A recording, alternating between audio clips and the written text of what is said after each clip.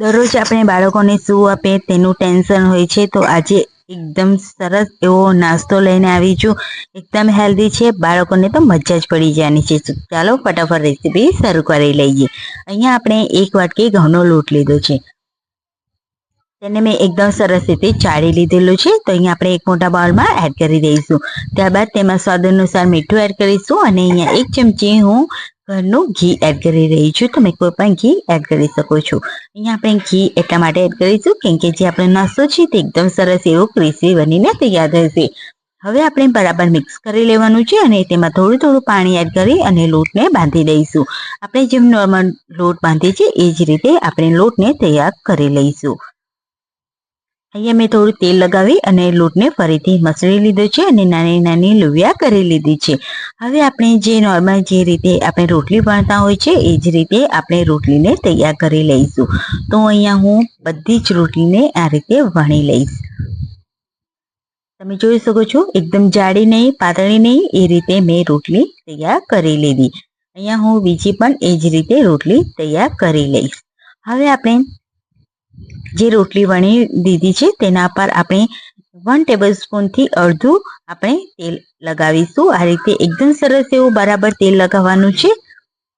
ત્યારબાદ તેમાં ઉપરથી કોરો લોટ છાંટીશું અને જે બીજી રોટલી છે તેને આપણે એ રીતે ઉપર તેની પર મૂકી દઈશું. આ રીતે બસ આપણે એ જ રીતે બધી જ રોટલીને વણી અને આ રીતે તૈયાર કરવાની છે. હવે આપણે ફરીથી વેલણ ફેરવી લઈશું એટલે એકદમ સરસ એવી પાતળી આપણી આ શીટ તૈયાર થઈ જશે.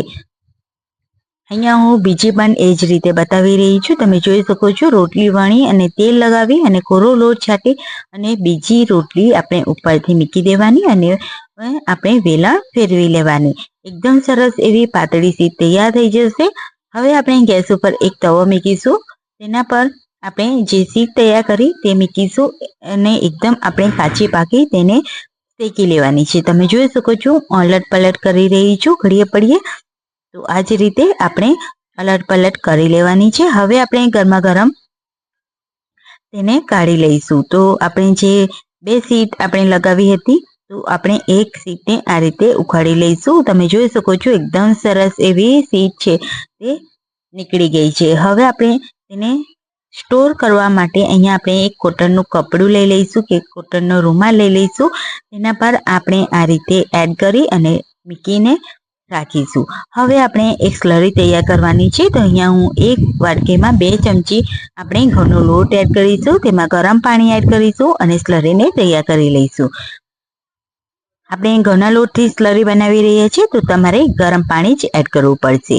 હવે આપણે અહીંયા સ્ટફિંગ તૈયાર કરીશું. તો અહીંયા એક મોટા બાઉલમાં 1 વાટકી આપણે બાફેલા મકાઈ લઈ લઈશું, ડુંગળી લઈ લઈશું, કેપ્સિકમ લઈ લઈશું અને ટમાટર લઈ લઈશું. તો બધું જ માપ એક સરખું છે. ત્યારબાદ આપણે 1 ચમચી ચાટ મસાલો એડ કરીશું, 1 ચમચી બીજા ઓર્ગેનો મસાલો એડ કરીશું, 1/2 ટીસ્પૂન આપણે રેડ ચીલી ફ્લેક્સ એડ કરીશું. બાળકો માટે બનાવીએ છીએ એટલા માટે. ત્યારબાદ આપણે 1 ચમચી આદુ મરચાં લસણની પેસ્ટ એડ કરીશું, 1 ચમચી સ્વાદ અનુસાર મીઠું એડ કરીશું અને અહીંયા આપણે પનીર એડ કરીશું. તો પનીરને મેં એકદમ સરસ રીતે છીણી લીધું છે. ત્યારબાદ હવે આપણે અહીંયા મેં એડ કરી રહી છું ચીઝ. અહીંયા આપણે જે નોર્મલ ચીઝ હોય છે તે જ યુઝ કરેલું છે. તમે મોઝરેલા ચીઝ પણ યુઝ કરી શકો છો. તો અહીંયા મેં પ્રોસેસ ચીઝ એડ કરેલું છે. તો પનીર અને ચીઝ છે તે બંને એક જ માત્રામાં રાખી અને એડ કરેલું છે. હવે આપણે બધું જ એકદમ સરસ રીતે મિક્સ કરી લઈશું. તો અહીંયા આપણું સ્ટફિંગ છે તે તૈયાર થઈ ગયું છે. હવે આપણે જે શીટ તૈયાર કરી હતી તે તમે જોઈ શકો છો એકદમ સરસ એવી તૈયાર થઈ ગઈ છે. તમે અહીંયા શીટ છે તેને એક પ્લાસ્ટિકની બેગમાં તમે ફ્રીઝરમાં મૂકી અને સ્ટોર કરી શકો છો.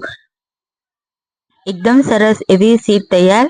તો તમે જ્યારે પણ તમને મન થાય ત્યારે સ્ટફિંગ બનાવી અને તમે આ રેસીપી જરૂરથી ટ્રાય કરી શકો છો. એકદમ સરસ એવી રેસીપી છે અને એકદમ હેલ્ધી રેસીપી. ત્યારબાદ હવે આપણે શીટ લઈ લઈશું અને શીટમાં આપણે જે સ્ટફિંગ તૈયાર કર્યું હતું તે સ્ટફિંગ એડ કરીશું. તો અહીંયા મેં 2 મોટી ચમચી જેટલું સ્ટફિંગ એડ કરેલું છે. હવે આપણે જે સ્લરી તૈયાર કરી હતી ઘઉંના લોટની, તે આ રીતે સાઈડમાં બંને બાજુ આપણે લગાવીશું. તમે જો ઘઉંના લોટની સ્લરી ન બનાવવા માંગતો હોય તો તમે અહીંયા મેદાના લોટની સ્લરી પણ તમે તૈયાર કરી શકો છો. મેદાની સ્લરી તૈયાર કરતા હોય તો તમે ઠંડુ પાણી એડ કરી શકો છો. એમાં ગરમ પાણી એડ કરવાની કોઈ જરૂર નથી. અહીંયા આપણે ઘઉંના લોટની બનાવી છે એટલા માટે ગરમ પાણી યુઝ કર્યું છે. એકદમ સરસ એવી સ્લરી આપણે લગાવી દેવાની અને તેને ફોલ્ડ કરીશું. તો તમે જોઈ શકો છો મેં બતાવ્યું એ પ્રમાણે આપણે સ્લરી લગાવી અને એકદમ સરસ એવા સ્પ્રિંગ રોલ બનતા હોય એ રીતે આપણે રોલ તૈયાર કરી લેવાના છે. તો એકદમ હેલ્ધી છે ફ્રેન્ડ્સ. તમે જોઈ શકો છો અહીંયા આપણા જે રોલ છે તે તૈયાર થઈ ગયા છે. હું એક બીજી પણ એ જ રીતે બતાવી રહી છું. અહીંયા આપણે શીટ લઈ લઈશું, તેમાં સ્ટફિંગ એડ કરી અને બંને બાજુથી સ્લરીને આ રીતે લગાવી લઈશું.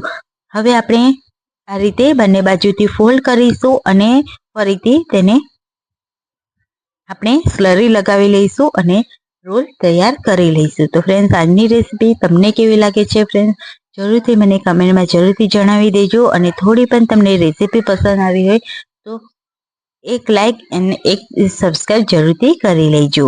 હવે અહીંયા આપણે સ્પ્રિંગ રોલ બધા તૈયાર કરી લીધા છે. તો એકદમ હેલ્ધી છે. અહીંયા આપણે બાજુમાં ગેસ ઉપર તેલ ગરમ કરવા પર મૂકી દીધું હતું. અહીંયા આપણે જે રોલ તૈયાર કરેલા છે તેને પણ આપણે એડ કરી દઈશું અને આપણે અહીંયા મીડિયમ ટુ લો ફ્લેમ પર તેને ફ્રાય કરીશું. તો બહુ જ મસ્ત નાસ્તો છે. બંને બાજુથી આપણે ક્રિસ્પી થાય, ગોલ્ડન બ્રાઉન થાય ત્યાં સુધી તેને ફ્રાય કરી લેવાના છે. હવે અહીંયા તમે જોઈ શકો છો એકદમ સરસ એવા ગોલ્ડન બ્રાઉન થઈ ગયા છે, ક્રિસ્પી થઈ ગયા છે. તો હવે આપણે તેને એક પ્લેટમાં કાઢી લઈશું. તો એ જ રીતે બધા સ્પ્રિંગ રોલ આપણે તૈયાર કરી લઈશું.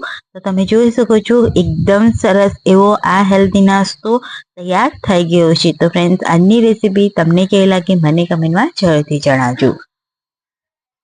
અને મારા વ્યુઅર્સ મને ક્યાંથી જોઈ રહ્યા છે તે પણ જરૂરથી જણાવી દેજો. અહીંયા તમે ગ્રીન ચટણી ટમેટો કેચઅપ સાથે સર્વ કરો અને એન્જોય કરો. બહુ જ મસ્ત રેસીપી છે. તમે જોઈ શકો છો તોડીને પણ બતાવી રહી છું. એકદમ સરસ એવી રેસીપી તૈયાર છે. તો આવી જ રેસીપી સાથે અને આવા જ અવનવા વિડીયો સાથે આવતી રેસીપીમાં મળીએ. ત્યાં સુધી બધાને આવજો. Bye bye. Take care.